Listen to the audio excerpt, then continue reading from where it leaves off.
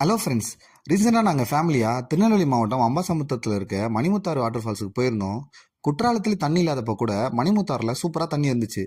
இன்னும் season டைமான June to ஆகஸ்ட்ல அங்கே போயிருந்தோம்னா அந்த இடமே வேற லெவலில் ஃபுல்லாக தண்ணியாக இருந்திருக்கும்.